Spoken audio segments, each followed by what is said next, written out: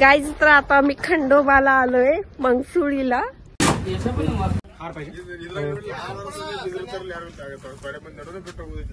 किती छान गणपती.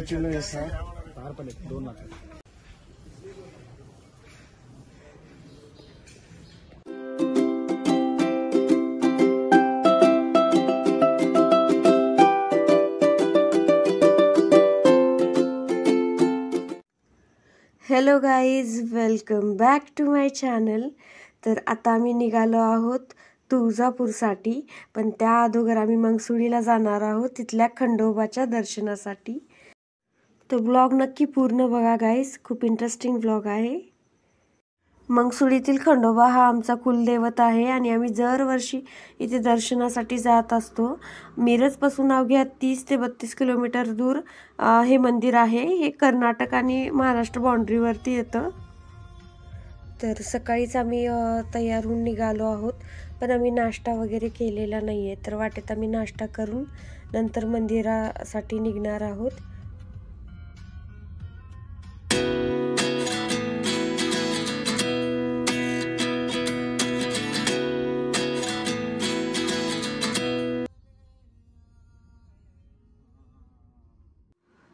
तर इथं आम्ही नाश्त्यासाठी थांबलो आहोत आणि नाश्ता करून मग आम्ही मंदिराकडे जात आहोत. तर राम इडली गृहमध्ये आम्ही नाश्ता करण्यासाठी थांबलो.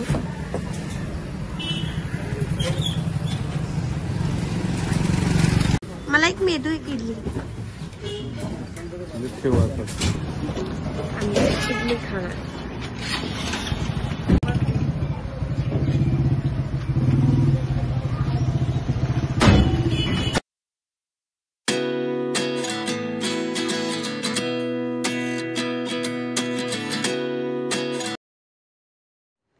तर गाईज आता आपण मंगसुळीमध्ये पोहोचलो आहोत आणि आता मी मंदिराकडे जात आहोत. मंदिराकडे जातानाच तुम्हाला छोटी छोटी दुकाने दिसतील आणि इथे खाण्यासाठी वगैरे भेटतं.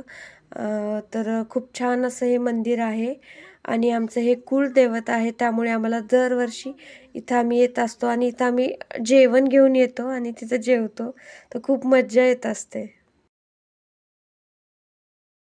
गाईज तर आता आम्ही मंगसुळीला आलोय खंडोबाच्या मंदिरामध्ये आणि आम्ही इथं दर्शन घेऊन नंतर मग तुळजापूरला जाणार. तर वाटेत काहीतरी लंच करूया, बघूया काय करता येते. सध्या तरी आम्ही मंदिरात दर्शनासाठी जात आहोत. तर इथून मंदिराकडे जाण्याचा रस्ता आहे आणि वाटेतच तुम्हाला प्रसादाची दुकानेही दिसतात. तर इथून तुम्ही प्रसाद खरेदी करू शकता.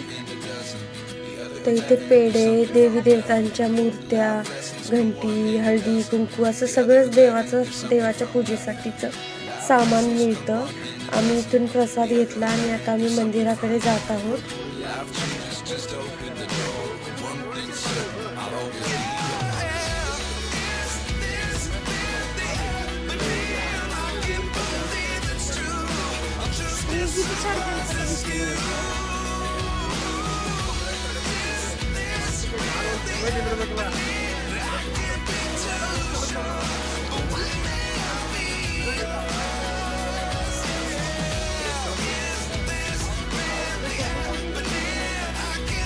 गाईज तर आता आम्ही खंडोबाला आलो आहे, मंगसुळी मधल्या खंडोबाच्या मंदिरामध्ये, आणि आता आम्ही चाललोय मंदिरात.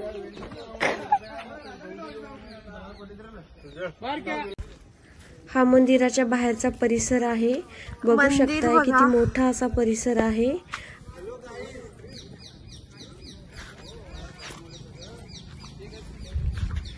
ती आली चुकून. काय बोल? अगं तू करायचं हे मुली. हा मग चल ना, तू घेऊन चल, फक्त मी करते की. हार घेतला का?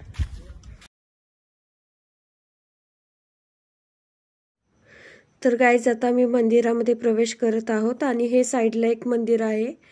तर हे आहे मंदिराचं प्रवेशद्वार, श्री मार्तंड देव देवस्थान.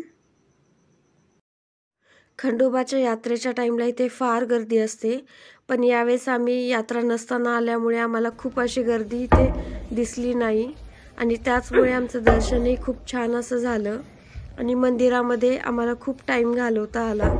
तर आतमधला परिसर असा आहे, खूप छान असा परिसर आहे मंदिराच्या भोवती. तर गाईज आमचं दर्शन झालेलं आहे आणि खूप छान वाटतंय इथे येऊन.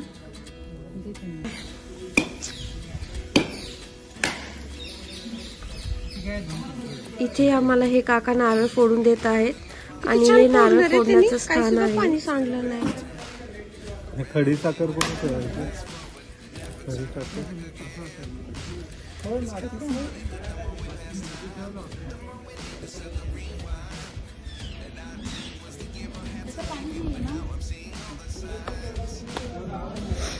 तर गाईज आता आमचं दर्शन झालंय आणि आम्हाला त्यांनी नारळ दिले ओटीमध्ये.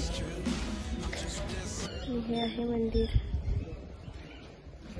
छान मंदिर आहे आणि इथं खूप शांत असं वाटतंय. आज गर्दी पण नाहीये, जास्त गर्दी नाहीये मंदिरात.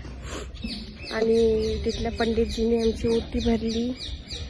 इथं बघा जेवण बनवतायत हे लोक. ते खूप छान दर्शन झालंय आमचं. असा हा सुंदर मंदिराचा परिसर आहे आणि इथे खंडोबाचा गोंधळ वगैरे घातला जातो.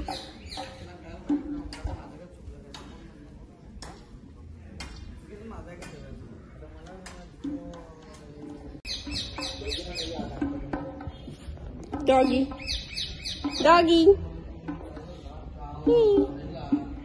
लास्ट टाइम आपण ते छोटं पिल्लू आठवतंय, तू त्याला दूध का काहीतरी दिलेलं ते जेवायला.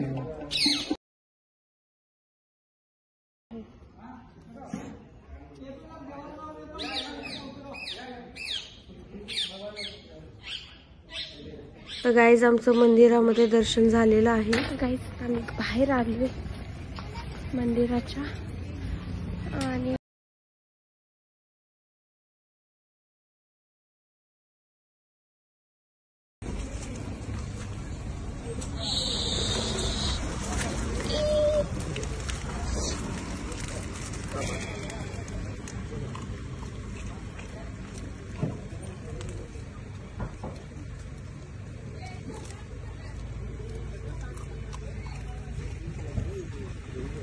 आता बिस्किट तरी परत आला.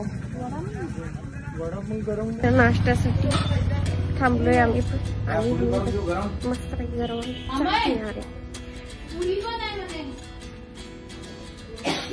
मंदिराच्या समोरच हे हॉटेल आहे. नाही मी चहा घेणार फक्त. सकाळी इडली खाल्ली. गाईज तुम्हाला हा ब्लॉग आवडला असेल तर लाईक करा, शेअर करा आणि चॅनलला नक्की सबस्क्राईब करा.